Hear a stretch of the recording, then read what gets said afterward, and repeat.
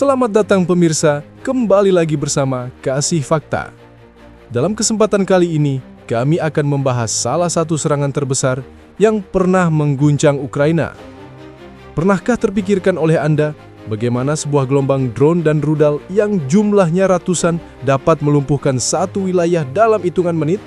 Atau bagaimana negara tetangga seperti Poland sampai menutup bandara mereka karena takut ruang udaranya ikut terseret dalam kekacauan? Ada fakta unik yang jarang dibahas, mulai dari taktik drone berbiaya murah yang ternyata mampu menembus pertahanan modern, hingga keputusan darurat yang menciptakan efek domino di kawasan Eropa Timur. Semua itu akan kita kupas satu persatu, jadi tetap bersama kami. Tapi sebelum lanjut, jangan lupa klik like dan subscribe supaya Anda tidak ketinggalan fakta-fakta menarik lainnya.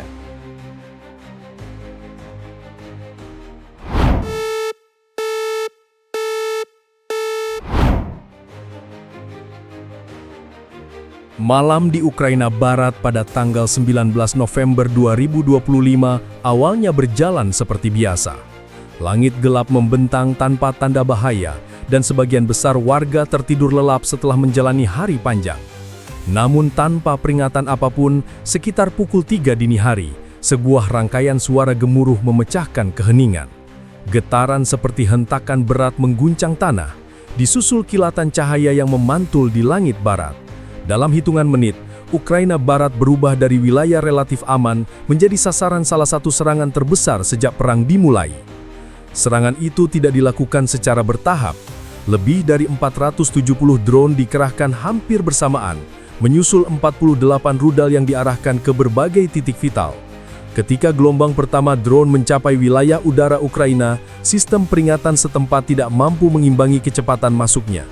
Warga kota Ternopil, Lviv, dan Ivano-Frankivsk terbangun bukan karena sirine, melainkan karena ledakan beruntun yang terasa seperti datang dari segala arah.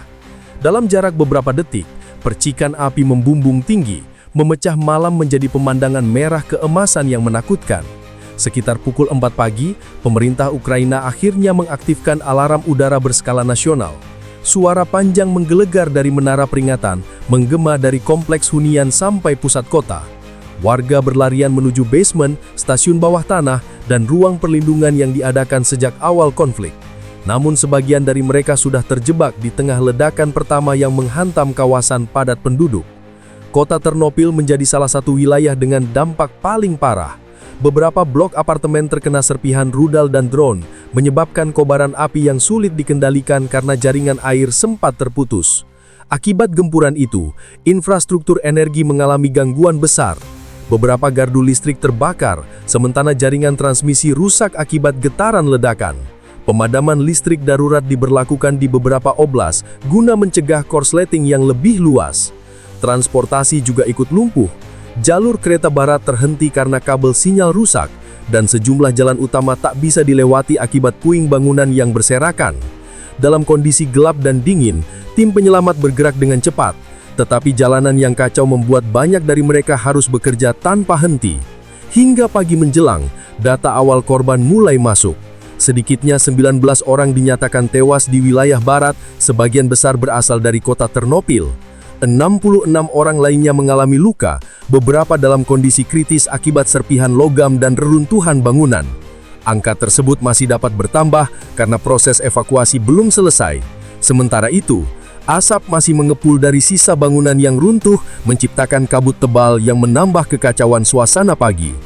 Serangan ini bukan hanya soal jumlah drone dan rudal yang digunakan, melainkan juga pola penyerangannya.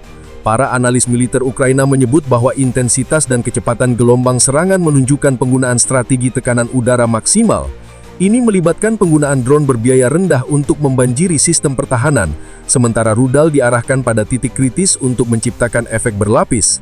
Saat matahari mulai menaik perlahan, Ukraina Barat menghadapi kenyataan pahit bahwa serangan tersebut telah meninggalkan luka yang jauh lebih besar dari dugaan awal. Pagi di Ukraina Barat pada hari itu tidak dimulai dengan cahaya terang matahari, melainkan dengan kepulan asap pekat yang menggantung rendah di langit. Serangan yang terjadi selama 2 jam sebelumnya meninggalkan jejak kehancuran yang dapat dilihat dari setiap sudut kota. Ketika tim penyelamat mulai menyisir reruntuhan bangunan, deretan angka kerusakan mulai terungkap dengan jelas. Setiap blok kota yang mereka lalui menghadirkan kisah baru tentang bagaimana gelombang serangan itu menghantam tanpa pandang bulu. Data awal yang dirilis pemerintah Ukraina menyebut sedikitnya 19 orang telah meninggal dunia, sementara puluhan lainnya terluka. Namun seiring upaya pencarian berlanjut, jumlah korban luka meningkat menjadi 66 orang. Beberapa di antaranya adalah anak-anak yang terjebak dalam gedung apartemen yang runtuh. Kota Ternopil menjadi simbol betapa dahsyatnya dampak serangan ini. Beberapa bangunan apartemen yang sebelumnya berdiri kokoh, kini berubah menjadi tumpukan beton yang patah dan kusut. Di salah satu kompleks hunian, lantai atas gedung tampak seperti dilepas paksa dari struktur utamanya. Api masih menyala di beberapa bagian, menimbulkan suara berderak yang menandakan fondasi gedung mulai melemah. Warga yang selamat hanya bisa berdiri terpaku, memandang reruntuhan tempat tinggal mereka sambil mencoba memahami peristiwa yang terjadi begitu cepat. Di kejauhan, ambulans berlalang-lalang tanpa henti, membawa korban yang berhasil ditarik dari puing-puing dan seketika memenuhi rumah sakit setempat.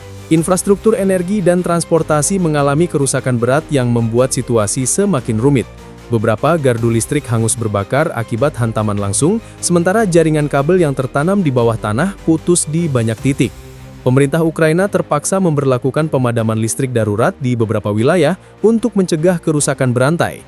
Di beberapa daerah, warga harus menggunakan lilin untuk menerangi rumah mereka, sementara suhu dingin pagi itu membuat kondisi semakin berat.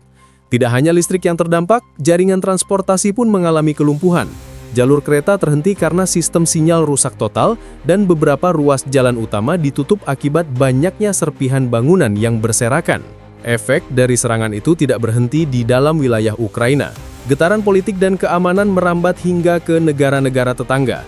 Polandia sebagai negara anggota Aliansi Keamanan Regional mengambil tindakan pencegahan dengan menutup sementara beberapa bandara dan melarang aktivitas penerbangan di area tertentu. Keputusan itu diambil setelah sistem radar mereka menangkap indikasi pelanggaran ruang udara yang dicurigai berasal dari sisa serangan drone. Langkah ini memicu kepanikan ringan di beberapa kota Polandia, terutama di wilayah timur, yang berbatasan langsung dengan Ukraina. Penutupan bandara menyebabkan ratusan jadwal penerbangan ditunda, dan banyak penumpang terpaksa menginap di terminal. Di tengah suasana genting itu, muncul fakta unik yang jarang dibahas, namun memiliki dampak strategi besar. Serangan Rusia kali ini bukan hanya mengandalkan rudal konvensional, tetapi juga drone berbiaya rendah yang jumlahnya sangat masif. Keberadaan ratusan drone dalam satu waktu menunjukkan perubahan pola perang modern. Serangan udara tidak lagi bergantung pada senjata mahal dan presisi tinggi, melainkan memanfaatkan jumlah besar untuk membanjiri pertahanan lawan hingga kewalahan. Banyak analis menyebut bahwa strategi ini adalah cara baru untuk menguras sumber daya pertahanan udara Ukraina, sekaligus menciptakan tekanan psikologis yang luar biasa. Dengan cara yang hampir tak terduga, taktik itu berhasil membuat beberapa sistem pertahanan Ukraina kesulitan merespons secara terorganisir. Ketika siang mulai menjelang, seluruh Ukraina Barat masih dilingkupi suasana kacau yang belum menunjukkan tanda-tanda mereda. Jalan menuju rumah sakit dipenuhi kendaraan darurat, sementara tim pemadam berjuang menahan api di titik-titik yang belum dapat dipadamkan sejak dini hari. Data terbaru yang terus diperbaharui pemerintah menjadi gambaran suram tentang betapa beratnya serangan yang terjadi hanya dalam semalam. Dengan begitu banyak fasilitas yang rusak, korban terus bertambah, dan rasa kepanikan yang belum hilang, Ukraina Barat memasuki hari itu dengan bayangan panjang, yang mengingatkan bahwa serangan tersebut telah meninggalkan dampak yang jauh lebih luas dan dalam.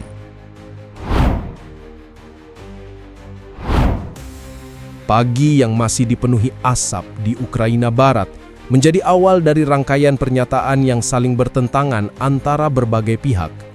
Tidak lama setelah serangan besar itu, pihak Rusia mengeluarkan pernyataan resmi bahwa semua target yang dihantam adalah sasaran militer dan infrastruktur yang dianggap mendukung operasi perang Ukraina. Mereka menyebut bahwa serangan tersebut merupakan balasan atas tindakan Ukraina di wilayah perbatasan beberapa hari sebelumnya.